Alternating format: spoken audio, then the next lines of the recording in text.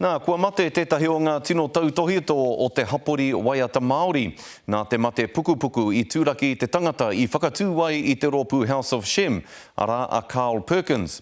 I roto hoki ia I te rōpū Herbs I ngā wā ōmua. I rongo nui a Carl Perkins, puta no I te ao mō ngā waiata I titoa ia, o tira mō tōna reo rō reka hoki.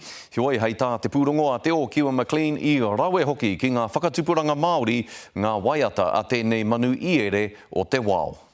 Iukarai ki tamate matua ora. He reo waiti e kore e rongohia, haere a kenei. Ka tangi te ngākau ki tōna ānau I tēnei waiti nei. Me te wakaaro nui, kua piki ora aia I roto I te kororiatanga o tō tātou matua nui te rangi. I tōna rangatahitana I whakatūria e kao me ana taina tuakana he pēne reggae. Nā waika karangatia ia e te pēne rongonui tuatahi I ao te aroa, a Herbs. The boys said, can you play percussions? I went, yeah, I can play percussions. But I'd never played percussions before.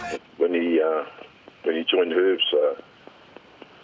he brought a great, some great ideas with him. You know, they test the waters because we've got to remember that we were one of the first recording sort of homegrown reggae bands in New Zealand. The music had to help Carl in not only his career that he had chosen that, but in his personal life as well.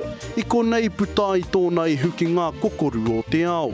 Ko te ao puoro te pata me te prawa mo tōna whānau, me te hano muri mai ki te ana te pitomata I roto I ana tama.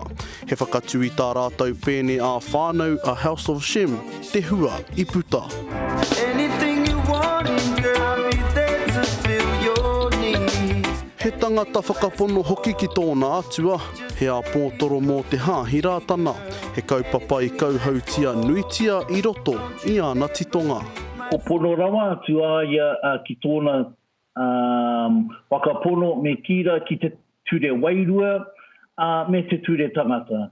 Nō reira ka tika ka oai ka aia ki tōna mōre utanga I te ao I te pō. Engari hea hatana o hāki ka mahue mai ki muri. Carl Perkins, long-time friend, great muso, and his legacy left behind for his boys to continue. I'm sure they'll rise to the challenge. All I can say is that the love and respect that I've seen over the last few years in regards to Carl, second to none. Mohoa nei e takoto ana Perkins I te poho tōna marae o te puke I Raitihi, me te hakatanumi aia hei te kaumātahi o ngā haora o te ata o te rahoroi. Ka mutumahu e mai ana ko tana pauaru me ana tama tokorima, he tai ki ngā para o te ao puoro no hea rawa, e wareware tia. Teo Kiwa McLean, te karere.